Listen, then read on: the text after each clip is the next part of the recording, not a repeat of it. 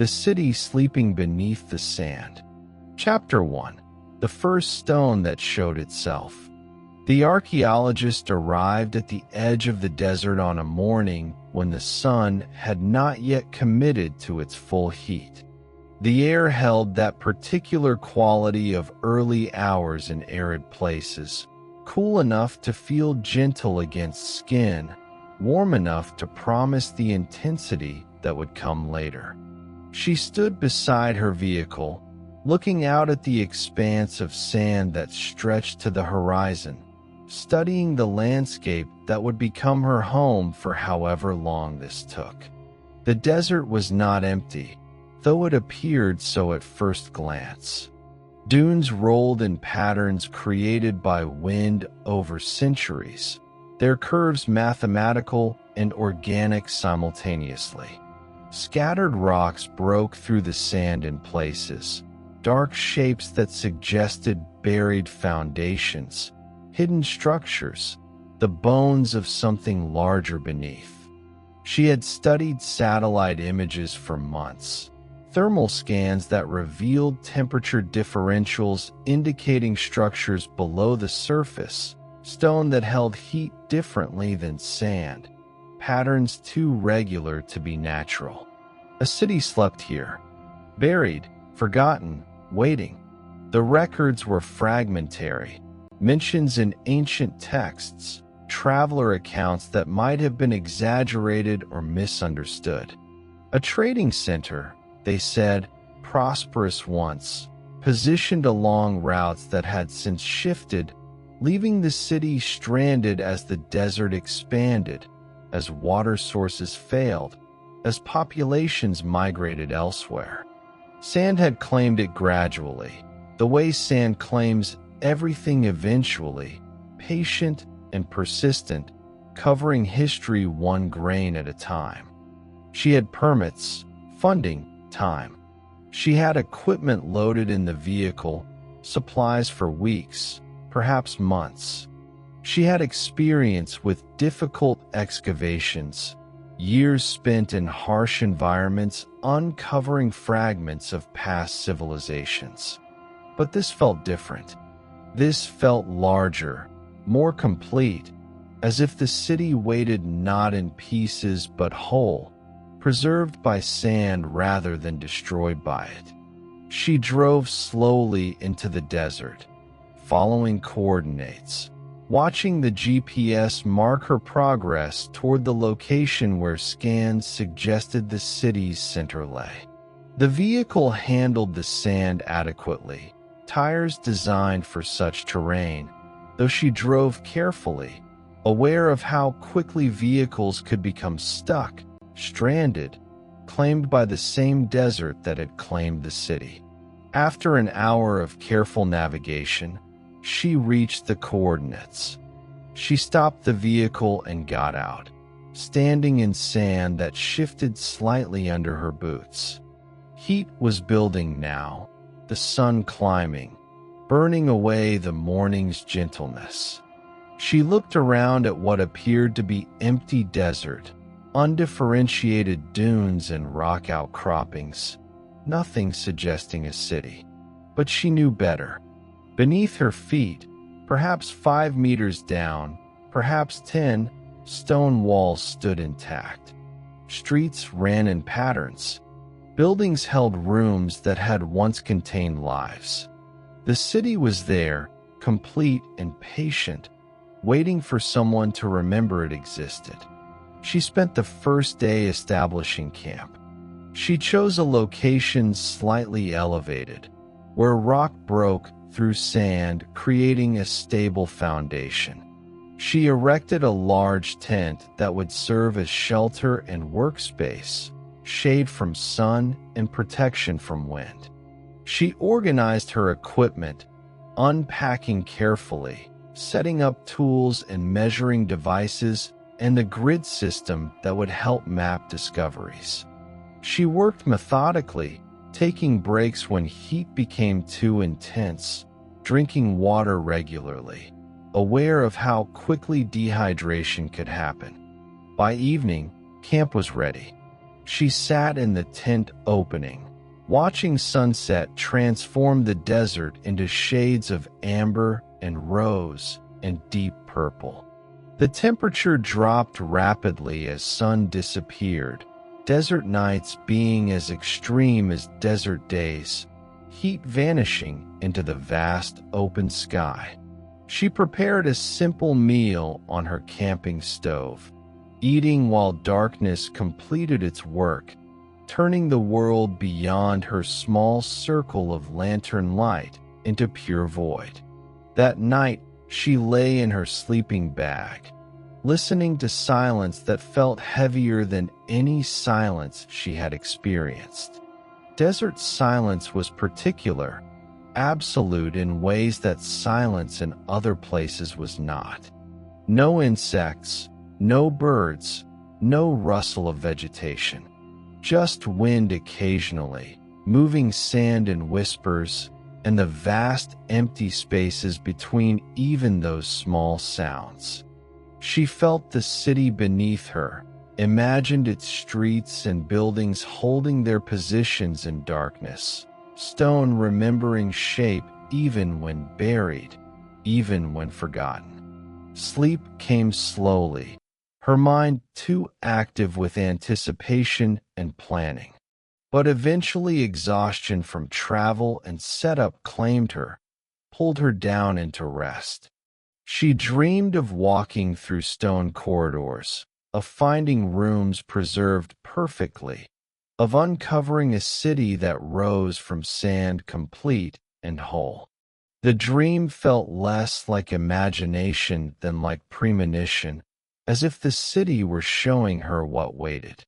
Morning arrived with light that grew from gray to gold in minutes. She woke to heat already building, dressed quickly, ate a quick breakfast. Then she began the work. She started with the scans, taking new readings to confirm satellite data, mapping with handheld equipment the temperature and density variations that suggested structures. The readings confirmed what she expected. Beneath the sand, extending in all directions, stone architecture waited. She chose a starting point based on the scans, a location where something large and dense sat close to the surface. She marked the spot and began the careful work of excavation, removing sand in controlled layers, documenting depth, and any changes in sand composition. The work was slow, meticulous, physical. She dug carefully with hand tools, not wanting to damage anything, feeling for resistance that might indicate she was reaching stone. 2 hours into excavation, her tool struck something solid. She stopped, set the tool aside, used her hands to clear sand more carefully. Stone emerged, pale in color, smooth, clearly worked by human hands. A wall. She had found a wall.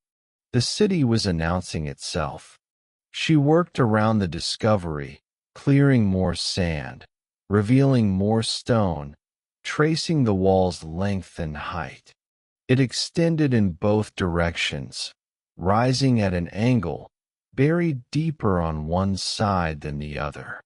She documented everything, taking photographs, making measurements, recording the exact depth and position. This was the first stone, the beginning, the point where buried became revealed. By midday, heat forced her to stop. She retreated to her tent, drank water, rested in shade. The work was physically demanding in ways that required pacing. She could not simply dig continuously. Desert heat forbade it. Instead, excavation would happen in segments, morning and late afternoon, with midday reserved for rest, documentation, planning. She spent the afternoon studying her findings, plotting on her map where the wall likely extended, calculating how much excavation would be needed to reveal a meaningful section. The wall suggested a large structure, possibly public, possibly significant. She felt the familiar excitement that came with discovery, the sense of touching something that had not been touched in centuries, of making visible what had been hidden. That evening, she walked around the perimeter of her camp, looking at the desert with new understanding. Beneath every dune, beneath every apparent emptiness, the city spread. Streets and homes and temples and markets, all the infrastructure of human civilization, buried but present. She was standing on top of history, walking across it, and soon she would be walking through it. The days began to establish their rhythm. Wake before dawn, when air was coolest. Work through early morning, excavating carefully, revealing stone piece by piece. Rest during midday heat. Work again in late afternoon. Evening for documentation, planning, preparation for the next day. The pattern repeated, steady and focused, each day adding to what had been revealed the day before. Chapter 2. What Sand Keeps Hidden. The wall she had discovered proved to be part of a large building, its outline gradually emerging as she excavated along its length. The structure was rectangular, substantial, built with stone blocks fitted precisely together without mortar, their weight and engineering holding them in place. She worked to expose one corner, then moved along one wall, revealing it section by section, documenting everything. After a week of steady excavation, she had revealed enough to understand she was uncovering something important. The building was too large, too well constructed to be residential. This was civic architecture, something built to serve community needs, to house gatherings or government or religious practice. The stones bore marks in places, carved symbols that she photographed and would analyze later, comparing them to known scripts from the region and period. The work settled into routine that felt meditative. Each morning brought the same actions: walking to the excavation site, assessing what had been revealed the previous day, deciding where to dig next, beginning the careful removal of sand. Her hands learned the work, developed calluses, grew strong. Her body adapted to the physical demands, to heat and exertion and the constant awareness of hydration and sun exposure. She spoke to no one. She had communication equipment for emergencies, a satellite phone that could reach help if needed, but she did not use it except for brief weekly check-ins with her university, confirming she was safe and work was progressing. Beyond those minimal conversations, she existed in silence, alone with the excavation and the desert and her thoughts. The silence changed her, gradually, in ways she did not notice at first. Her mind, usually busy with constant internal dialogue, began to quiet. Thoughts came less frequently, less urgently. She existed more in the immediate present, focused on the physical work, on the stone appearing beneath her hands, on the heat and light, and the particular quality of air. Language felt less necessary. She stopped narrating her actions to herself, stopped forming sentences in her head to describe what she saw or did. She began to understand the city differently, not as an archaeological site to be documented and analyzed, but as a place where people had lived, where daily life had happened in all its mundane and extraordinary moments. She imagined the building she was uncovering when it had been in use, people entering and exiting, purposes being served, community gathering. The imagination was not romantic or idealized. She simply saw, in her mind, the practical reality of human activity. One morning she discovered a doorway. The sand had filled it completely, but as she excavated along the wall, the opening appeared, a rectangular void that led into darkness. She cleared the threshold carefully, removing sand that had drifted through the opening over centuries. The doorway stood taller than her, wide enough for multiple people to pass through side by side. She shone her flashlight into the interior and saw a large room, its floor still covered in sand, its walls intact, rising to a ceiling that remained in shadow. She did not enter immediately. Instead, she spent the rest of that day clearing the doorway completely, making sure the structure was stable, that there was no risk of collapse. She examined the door frame, finding carvings more elaborate than those on the exterior walls, symbols and patterns that suggested significance. This was not just any entrance. This was important. The next morning, she entered the building. She stepped through the doorway with flashlight and measuring tools, careful with each step, testing the sand-covered floor before committing weight. The room was vast, perhaps 20 meters wide and twice as long, its ceiling supported by columns that stood like stone trees, regular and strong. Sand covered the floor to varying depths, drifted against walls in places, lying flat in others. She walked the perimeter slowly, shining light on walls that showed more carvings, more elaborate than anything outside. Images of people, of animals, of geometric patterns that might be decorative or might carry meaning. She photographed everything, moving methodically, documenting before disturbing anything. The air inside felt different than outside, cooler, still, holding a quality of preservation. Over the following days, she began excavating the interior, removing sand to reveal the floor, discovering that it was paved with fitted stones, each placed with care, creating a surface that had been smooth once, worn by countless feet. She found objects as she dug, fragments of pottery, metal pieces too corroded to identify, beads that might have been decorative or currency. Each discovery she cataloged carefully, noting position and depth, treating even fragments as valuable data. The work inside the building was slower than exterior excavation.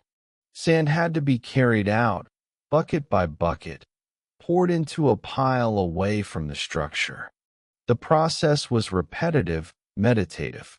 Fill bucket, carry bucket, empty bucket, return, repeat. Hours passed this way, progress measured in centimeters, in the gradual lowering of sand level, in the slow revelation of floor and walls and the objects they had held. She discovered patterns in the floor stones, subtle variations in color and size that created designs, intentional artistry in what could have been purely functional.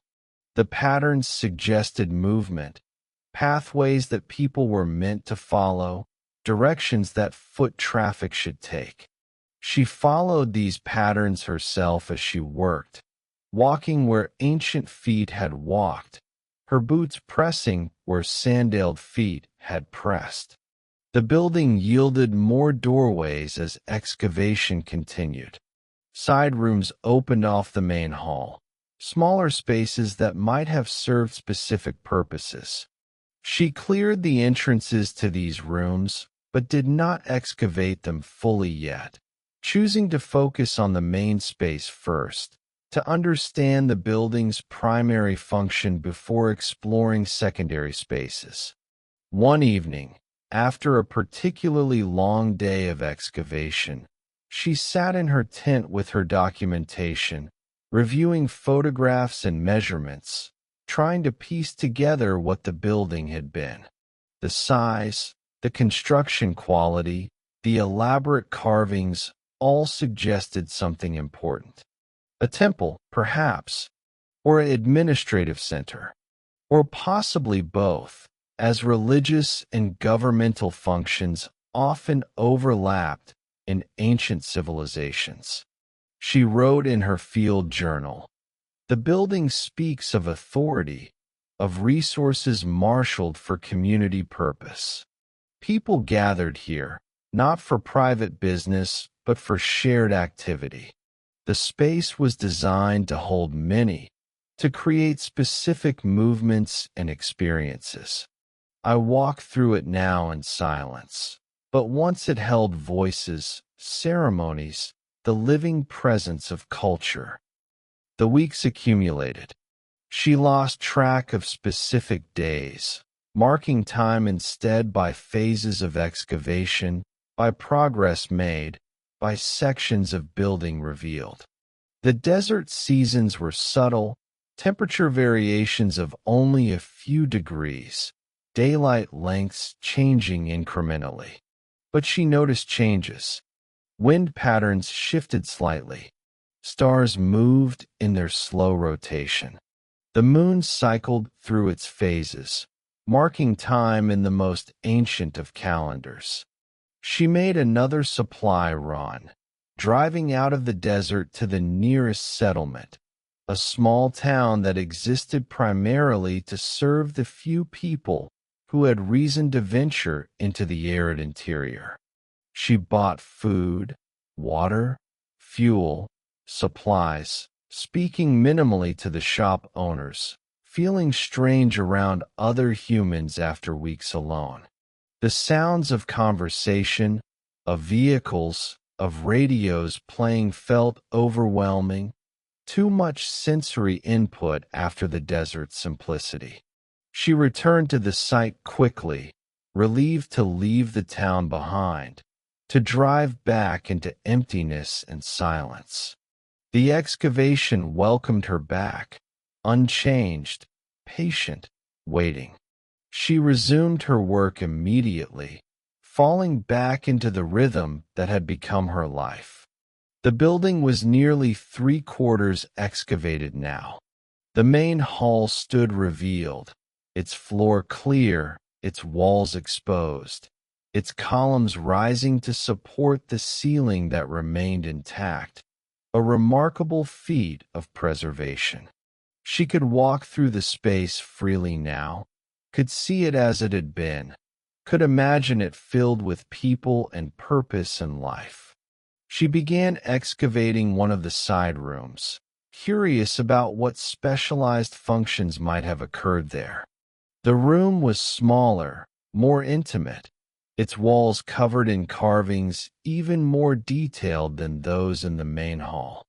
She worked carefully, removing sand with small tools, brushing rather than digging, revealing images that showed figures engaged in activities, possibly rituals, possibly teaching, possibly both. In the corner of this room, beneath a meter of sand, she found something unexpected.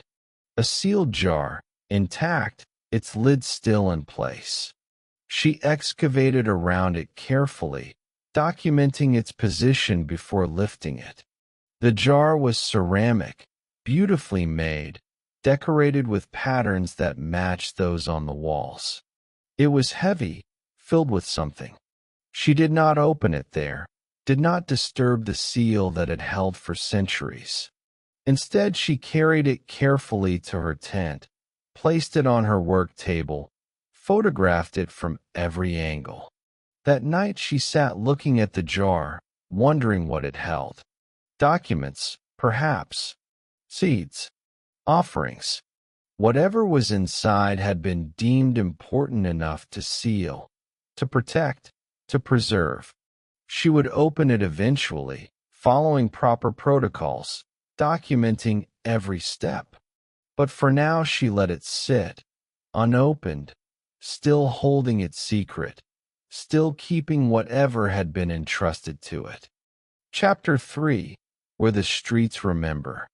The building she had excavated proved to be only the beginning. As she explored beyond its walls, using her scanning equipment to map the surrounding area, she discovered that structures extended in all directions. What she had found was not an isolated building, but part of a dense urban landscape, street after street lined with buildings, a complete city spreading beneath the sand. She made a decision then. Rather than excavating individual buildings completely, she would trace streets, revealing them in cross-section, creating paths that showed the city's organization, its layout, its logic. She began excavating what the scans suggested was a main thoroughfare, a wide street that ran from the building she had uncovered toward what she believed was the city center. The work changed character. Instead of digging down, she was digging across, removing sand to reveal stone paving, following the street's path, exposing it meter by meter. The street was wide, built to accommodate foot traffic and possibly carts. Its stones fitted carefully, slightly crowned in the center to allow drainage during whatever rare rains had fallen. Buildings lined both sides, their walls rising from the sand as she excavated along the street's length. She did not clear these buildings completely, just revealed their facades, their doorways, their relationship to the street. The city was showing itself in profile, in section, like a drawing that illustrated urban planning. She worked this way for weeks, following the street, documenting its path, noting where it intersected with other streets, where wider plazas opened up, where the urban fabric changed density or character. The city had been planned, that much became clear. Its streets ran in patterns, not quite a grid, but not random either, following some organizing principle that made sense when one understood the terrain, the climate, the cultural priorities of its builders. The street led her to an open space, a plaza paved with stones different from those used in the streets, lighter in color, more carefully fitted. The plaza was circular, perhaps 30 meters in diameter, surrounded by buildings that appeared more elaborate than residential structures. She spent days excavating this space, clearing it completely, revealing its full extent. At the center of the plaza stood something unexpected, a column, taller than any in the building she had first excavated, rising from the plaza floor to a height of perhaps 5 meters. It was carved extensively, every surface covered in images and symbols, telling some story or recording some history. She photographed it from every angle, creating a complete visual record that she could study and analyze later. The plaza appeared to be the city's center, its heart, the place where public life focused. She imagined it filled with people, market stalls possibly, gatherings for civic or religious purposes, the space activated by human presence. Now it held only silence and the shadows cast by surrounding walls as sun moved across the sky. She continued her exploration, following other streets that radiated from the plaza, discovering different districts. One area contained smaller buildings densely packed, likely residential, homes for the city's population. Another area had buildings with larger rooms and thicker walls, possibly for storage, for craft production, for commercial activity. The city had been organized, specialized, functional. One street led to the city's edge, where buildings stopped and sand dunes began. She excavated this boundary carefully, discovering that the city had been walled, protected by a defensive structure that rose higher than surrounding buildings. The wall was in poor condition, collapsed in places, but enough remained to understand its extent and construction. The city had been large, protected, established with expectation of permanence. She spent an entire day walking the perimeter she had revealed, following the arc of wall and street, mapping in her mind the city's full extent. By her estimate, the urban area covered perhaps 2 square kilometers, small by modern standards, but substantial for its time. Hundreds of buildings, thousands of people at its peak, a complete community with all the complexity that implied. The work had taken months now. She had lost count of specific weeks, no longer marked time except by the progress of excavation. Her supplies had been replenished twice more with trips to the distant town. Her body had changed, grown lean and hard from physical work, her skin darkened by sun despite precautions, her hands permanently marked by calluses and small scars. She had stopped thinking in language most of the time. Thoughts came as images, as spatial understanding, as physical sensation. The city had become her world, the only reality that mattered. She knew its streets more intimately than she had known streets in any city she had lived in before. She could walk them blindfolded, knowing each turn, each intersection, each variation in paving. She began to dream of the city not as it was now, buried and silent, but as it had been.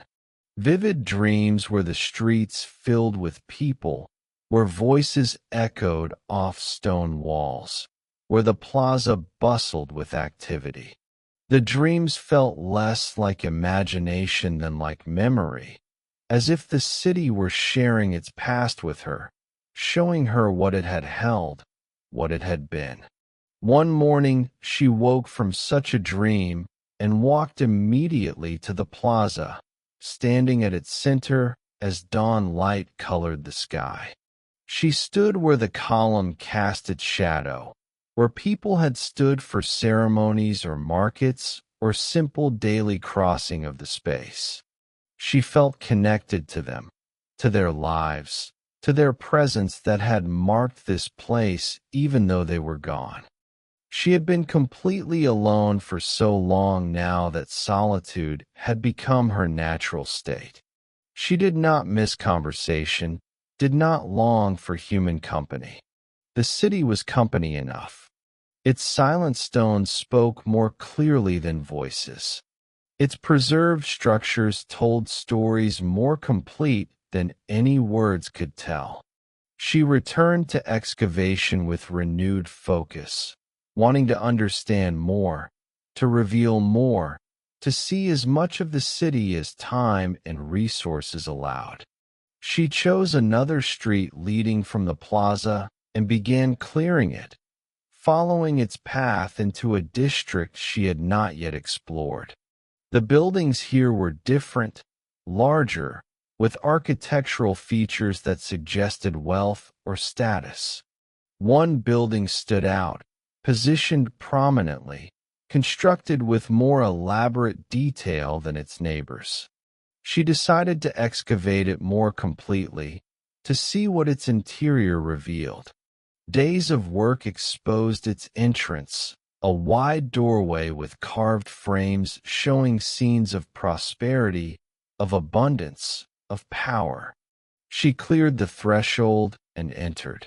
The interior held multiple rooms arranged around a central courtyard that had been open to sky. Sand had filled the courtyard completely, but she could see where columns had stood at its perimeter, where rooms had opened off it on all sides. This had been someone's home, someone important, someone whose residence reflected their position in city hierarchy. She began excavating the courtyard, removing sand to reveal a floor of fitted stones arranged in intricate patterns. In the center, a fountain or small pool, its basin intact, empty now but clearly designed to hold water, precious in this climate, a display of wealth and access to resources. The discovery moved her, this evidence of beauty created in harsh environment, of human desire for more than mere survival.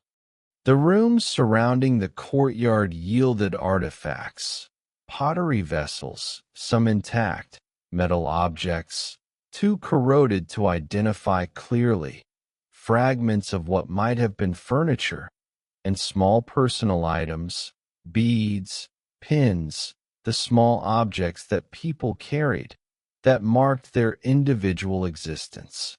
She cataloged everything, treating each fragment as a window into lives lived. In one room, she found something remarkable.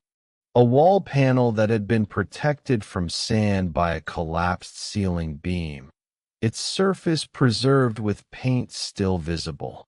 Colors that had been bright once, faded now but present, ochre and white and black, creating images of figures in procession, carrying objects, moving towards some destination beyond the panel's edge. She photographed it extensively, carefully, knowing such preservation was rare, that paint usually disappeared, that this was a gift of circumstance and collapse. She sat in that room for a long time, looking at the painted figures, imagining the artist who had created them, the residents who had lived with them, the daily experience of beauty integrated into domestic space. The panel suggested sophistication, cultural development, aesthetic values that prioritized more than utility. Chapter 4. The Hours That Shaped Themselves. Time in the desert had its own character, different from time elsewhere. Days were marked by heat's progression, from cool dawn through midday intensity to evening relief. Weeks were measured by moon phases and work accomplished. Months had passed, several of them, though she had stopped counting precisely.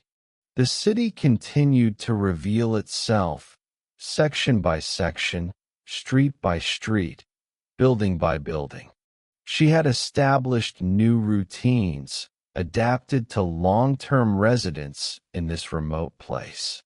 Her camp had expanded, additional tents for storage and workspace, a more elaborate cooking area, better shade structures. She had created small comforts, found ways to make harsh environment more livable without compromising the work's focus. Mornings began before dawn now. Her body adjusted to waking when sky first lightened. She would dress, make tea, stand outside her tent drinking it while watching the desert emerge from darkness. This quiet hour before sun rose had become sacred time, when day held its potential, before heat demanded its concessions. She would walk to the excavation site as light grew, choosing which section to work on that day, which building or street to explore further. Sometimes she continued previous day's work. Sometimes she began something new. The decisions were intuitive now, guided by interest and instinct rather than systematic methodology. The physical work remained demanding, but had become almost meditative. Dig, lift, carry, empty, return, repeat. Her body performed these actions while her mind wandered, thoughts arising and dissolving like wind patterns in sand. She thought about the city, about the lives lived here, about time and preservation and what remained when civilizations disappeared.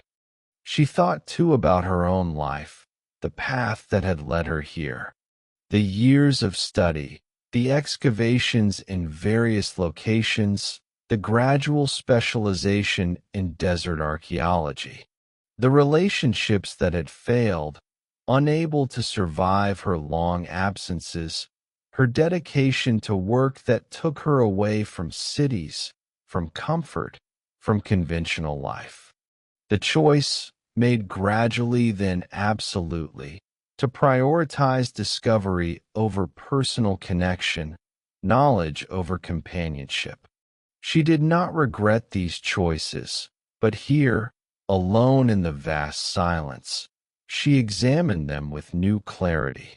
The work had given her purpose, satisfaction, the deep pleasure of bringing hidden things to light. But it had also meant solitude, not just physical but existential, a fundamental aloneness that persisted even when surrounded by colleagues and students. Here, that aloneness felt honest. She was not pretending to connection she did not feel. She was not performing social engagement that exhausted her. She was simply alone, and the city kept her company in ways human presence rarely did. Midday heat forced breaks. She would retreat to shade, drink water, rest, sometimes sleep briefly. Then she would work on documentation, updating her maps and notes, processing photographs, cataloging finds. This work was meticulous, requiring concentration that the heat made difficult but necessary. Discovery without documentation was incomplete. Late afternoon brought cooler temperatures and renewed excavation.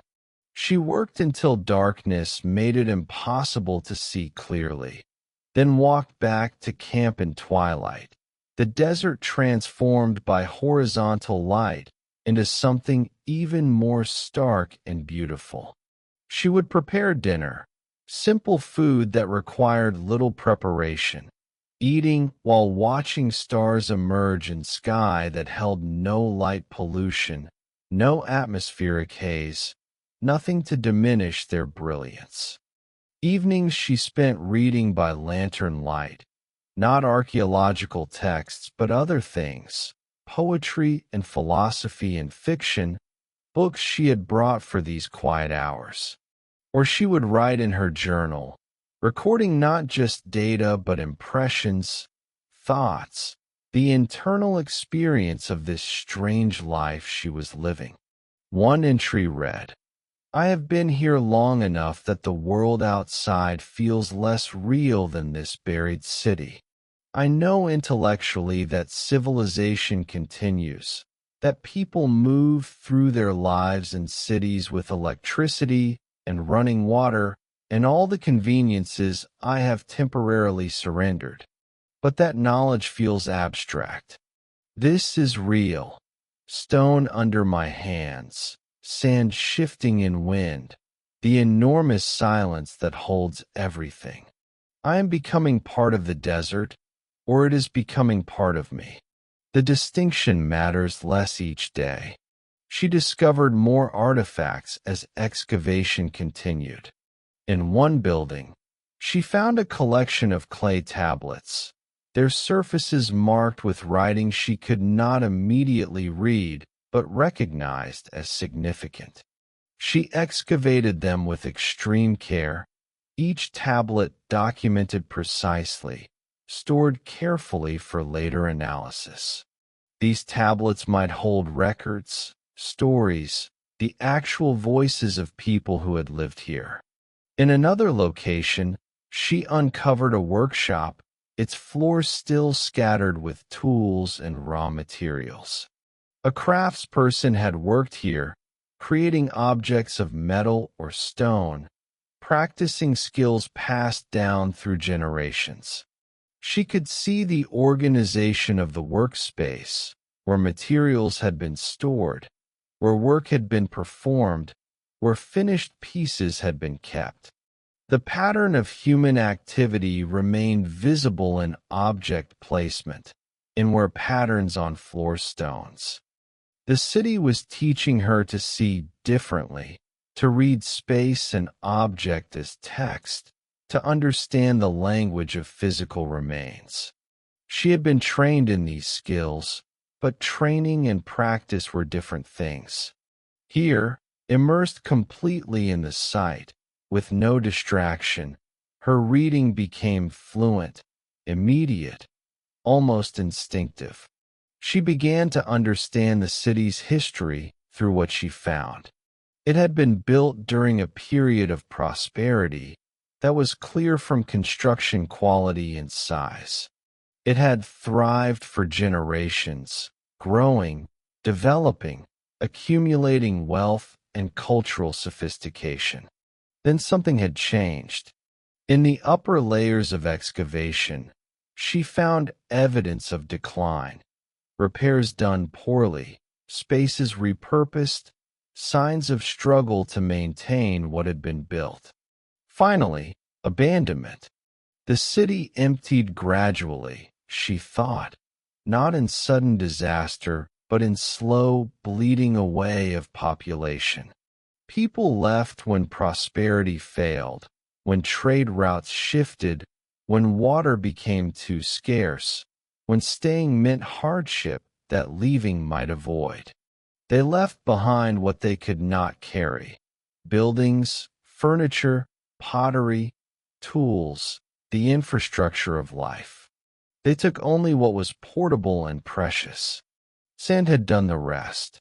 Wind carried it into the city, grain by grain, accumulating in corners, drifting through doorways, slowly burying what had been left.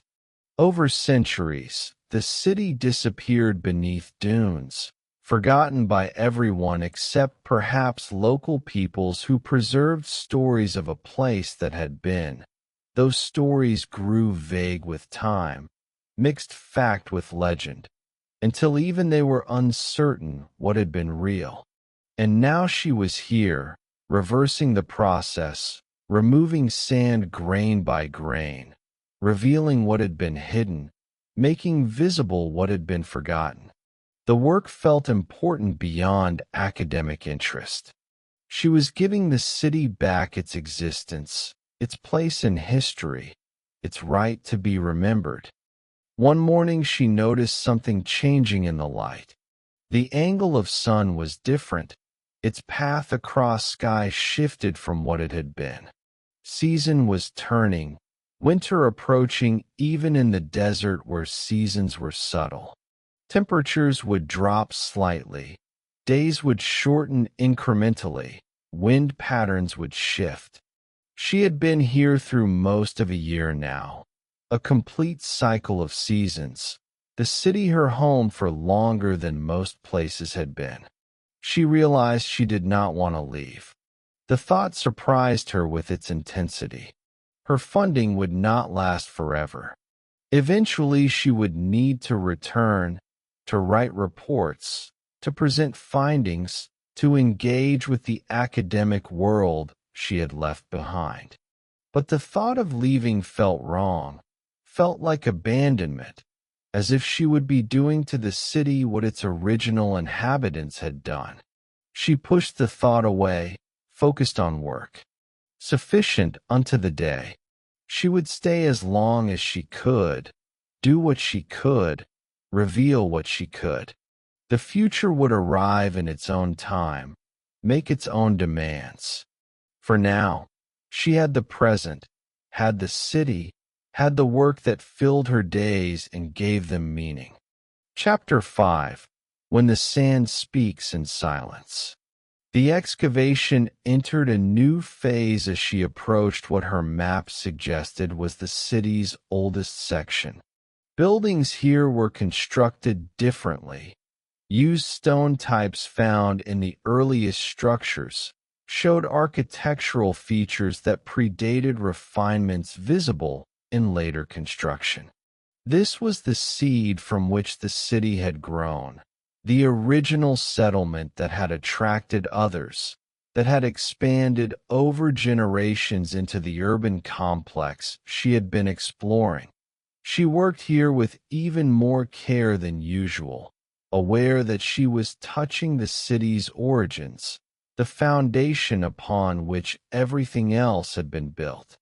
Each stone she exposed, each wall she revealed, each artifact she uncovered added to understanding of how this place had begun, what had drawn people here initially, what had sustained them long enough to build permanent structures.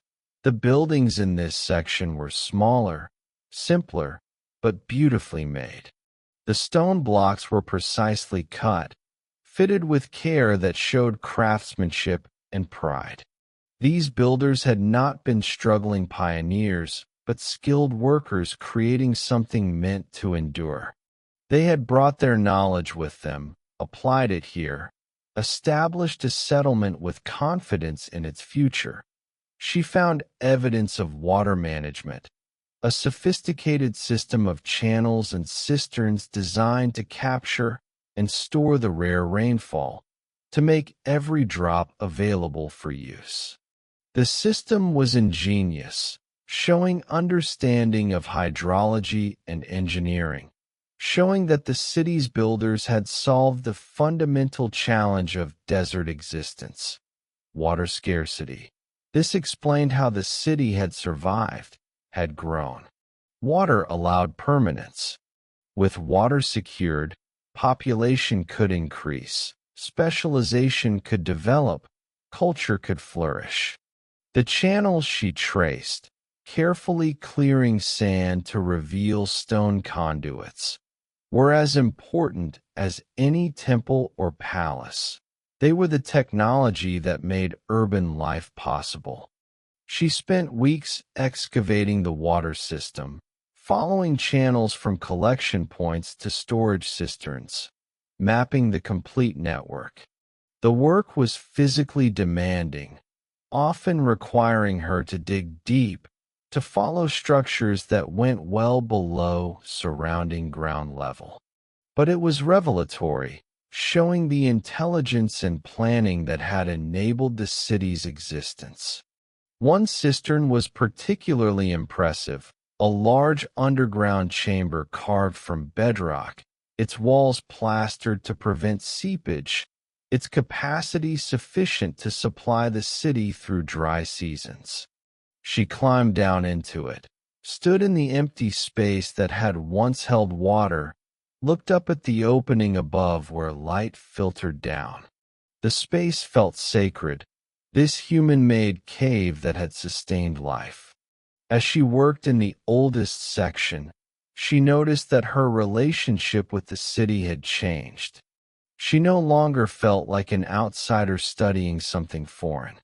She felt like a resident, like someone who belonged here, who understood this place intimately.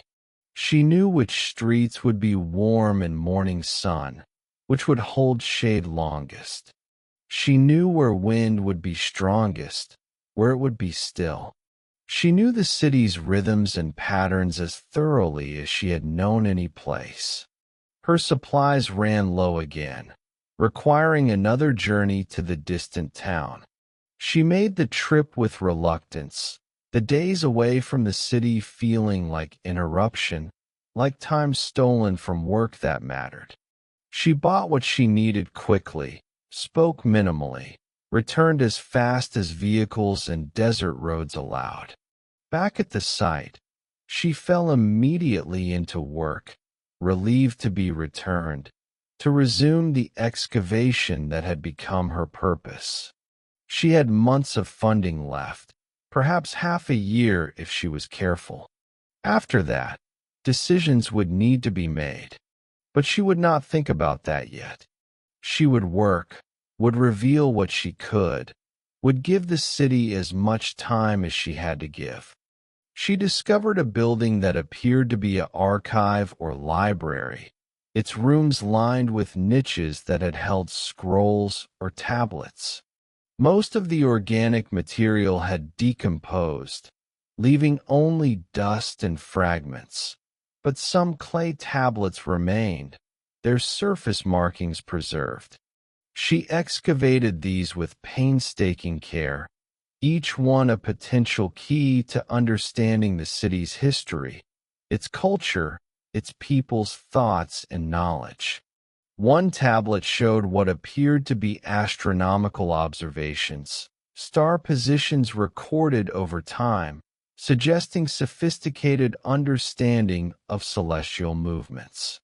Another contained what might be poetry or prayer, repeated phrases that suggested ritual use. Others were clearly accounting records, lists of goods and quantities, the mundane documentation of economic activity. She spent evenings attempting to decipher the writing, comparing symbols to known scripts from the region and period. Some symbols matched, suggesting linguistic connections to other cultures. Others were unique, possibly local variations or specialized usage. The work was slow, frustrating, requiring concentration that the day's physical labor made difficult. But gradually, patterns emerged, meanings suggested themselves. The text began to yield its information.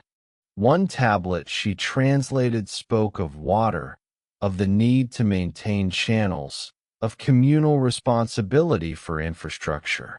Another described ceremonies, seasonal rituals marking planting or harvest or celestial events. The words were simple, practical, concerned with the daily management of life in a challenging environment. They spoke of cooperation, of shared labor, of community sustaining itself through organized effort. She found herself reading these texts at night, by lantern light, feeling closer to the city's inhabitants than she had through any physical excavation. These were their voices, preserved accidentally in clay, speaking across centuries about concerns that remained universal. Water, food, shelter, the marking of time, the need for ritual and meaning. Human concerns had not changed, only the context in which they were experienced.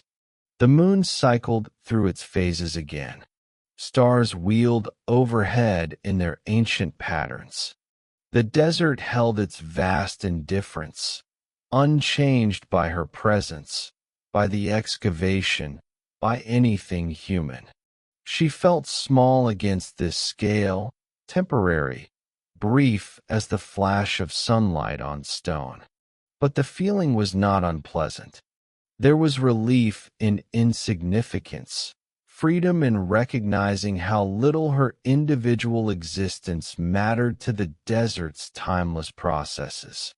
She continued excavating, following streets into areas not yet explored, revealing buildings whose purposes she could only guess. The city was larger than she had initially estimated, more complex, more developed. Every section revealed new aspects, new understandings, new questions.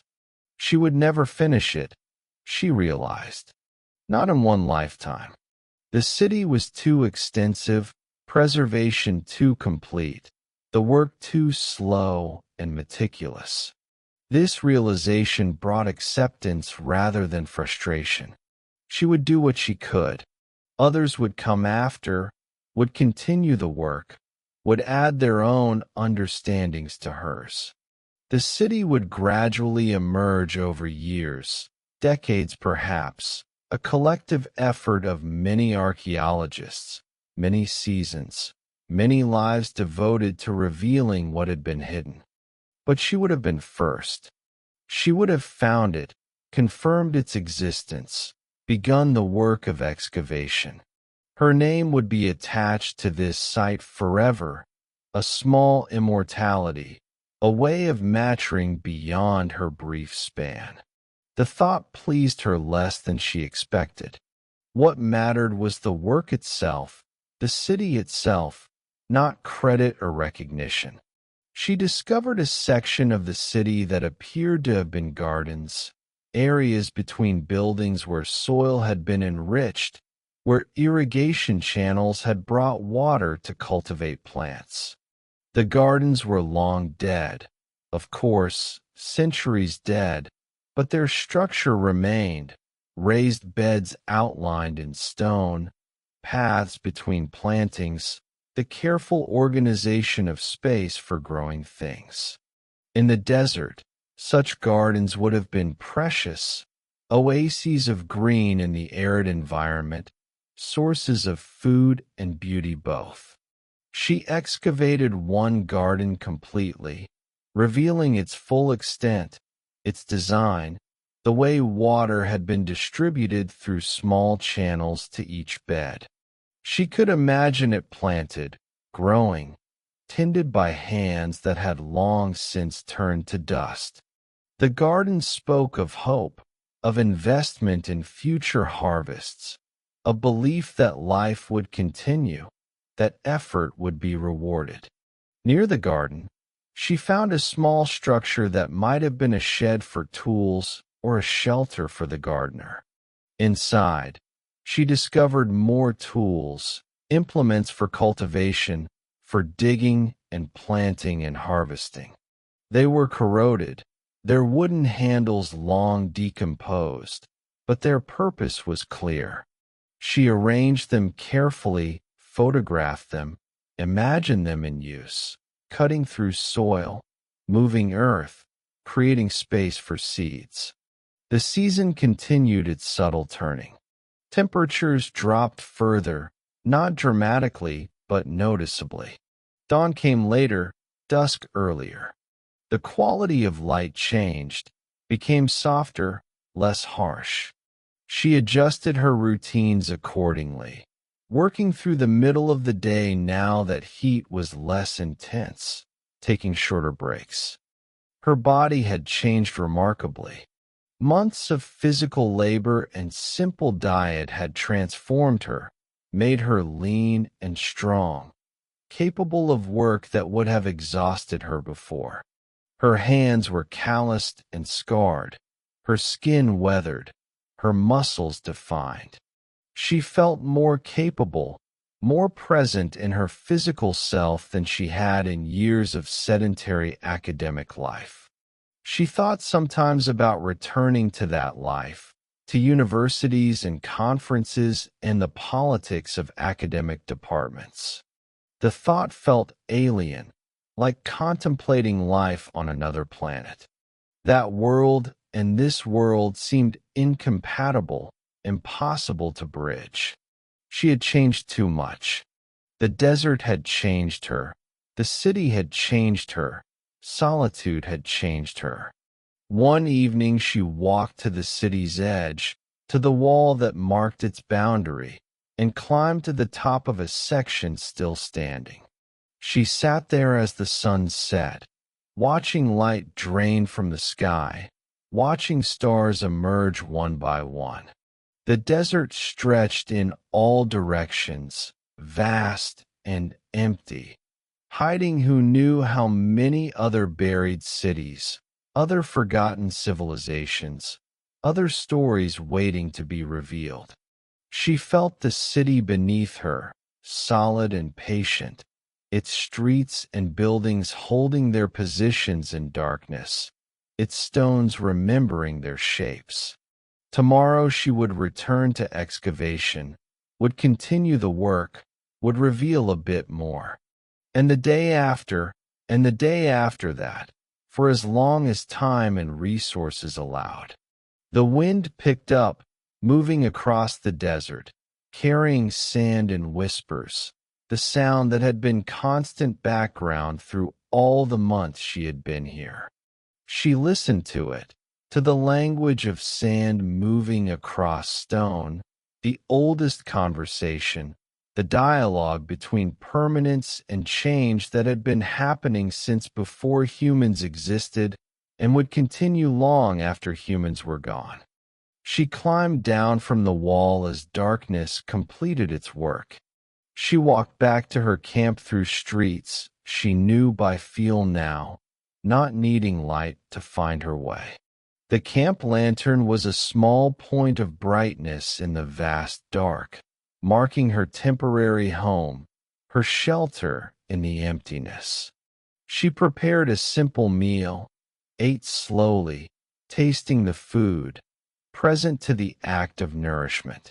She boiled tea, drank it while looking at the stars, the same stars that had looked down on the city when it was inhabited, when its streets held life and noise and the complicated business of human existence. The stars remained.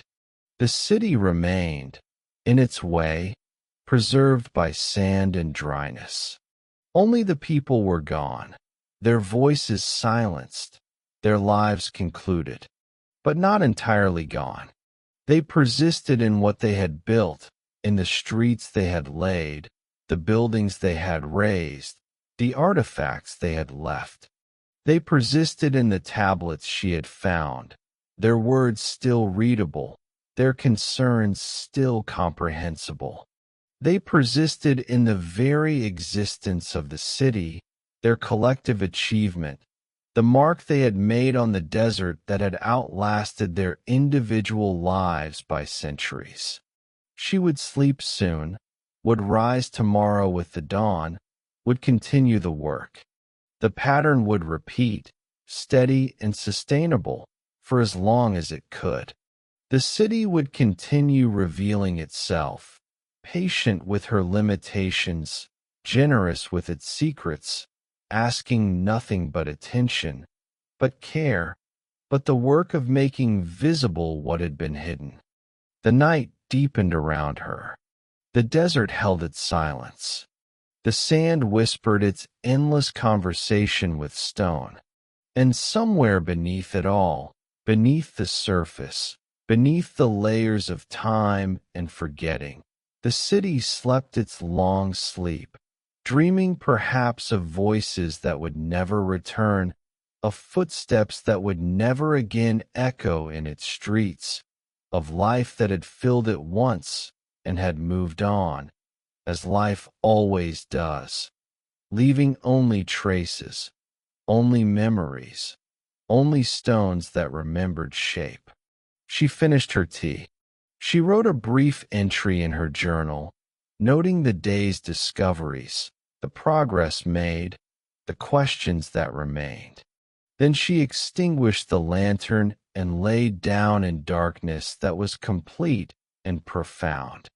Sleep came easily now, as it always did after days of work and sun and the particular exhaustion of physical labor.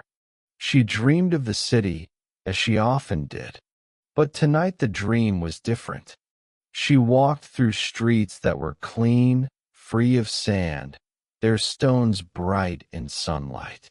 She passed people going about their daily business, carrying water, transporting goods, talking in a language she almost understood.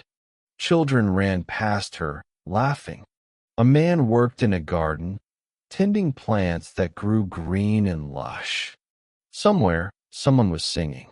The dream felt less like imagination than like memory, less like fiction than like seeing what had been, what the city held in its stones, in its preserved architecture, in the accumulation of days and years and generations that had happened here. The city was showing her, sharing its past, letting her see beyond sand and silence to the life that had made it matter. She woke before dawn, as always, to gray light beginning to define the world. Another day, another morning, another stretch of hours to be filled with work, with discovery, with the slow revelation of what waited beneath the sand. She rose, dressed, made her tea, stood watching light grow, feeling the desert wake around her. The city waited, patient, eternal, ready for whatever she would reveal today. And she was ready too, ready for the work, ready for whatever stories the stones would tell, ready for another day of making visible what had been forgotten, of giving voice to silence, of bringing light to what had been hidden in darkness. The sun rose. The day began. The wind moved across the sand, and time, which had always moved forward, which had buried the city and would eventually bury her own traces as well, continued its patient work, indifferent and eternal, shaping everything, claiming everything, but never quite erasing everything. Some things remained. Some things persisted. Some things waited to be found. She walked toward the excavation site, her shadow long behind her in the early light, her footsteps marking the sand temporarily before wind would erase them. But the city beneath would remain, would continue holding its shape, would continue offering its stories to anyone patient enough to listen, careful enough to look, dedicated enough to do the work of revelation.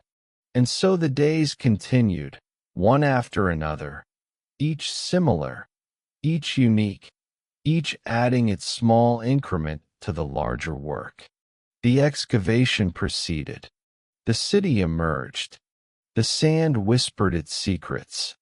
And the archaeologist, alone in the vast desert, worked steadily on, giving the forgotten their due, giving the buried their resurrection, giving the silent their voice once more, for whatever time remained, for however long the work could continue, for as long as the desert allowed, and the sand permitted, and the stones remembered what they had been built to be.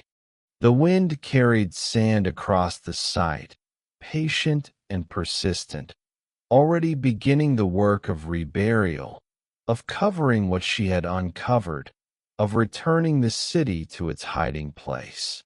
But not today, not yet. Today she would work, would reveal, would push back against time's erosion and sand's patient claiming. Today the city would be a little more visible, a little more known, a little more rescued from forgetting. And tomorrow would be the same, and the day after, one day following another, in rhythm as old as the desert itself, as steady as wind, as persistent as sand, as enduring as the stones that waited beneath, holding their shape, holding their stories, holding the memory of what had been, waiting for hands that would touch them again, waiting for eyes that would see them again, waiting in patience and silence and the absolute certainty that eventually, somehow, someone would come, would dig, would find, would remember. The city knew how to wait. It had been waiting for centuries. It could wait a little longer, but not forever. Nothing waits forever. Even stones erode eventually. Even the most patient preservation has its limits. So the work mattered, the excavation mattered, the documentation mattered, because time was always running, always claiming, always moving toward the moment when even stones would be dust, when even the most permanent would dissolve into the larger cycles of planetary time. But that moment was far off still.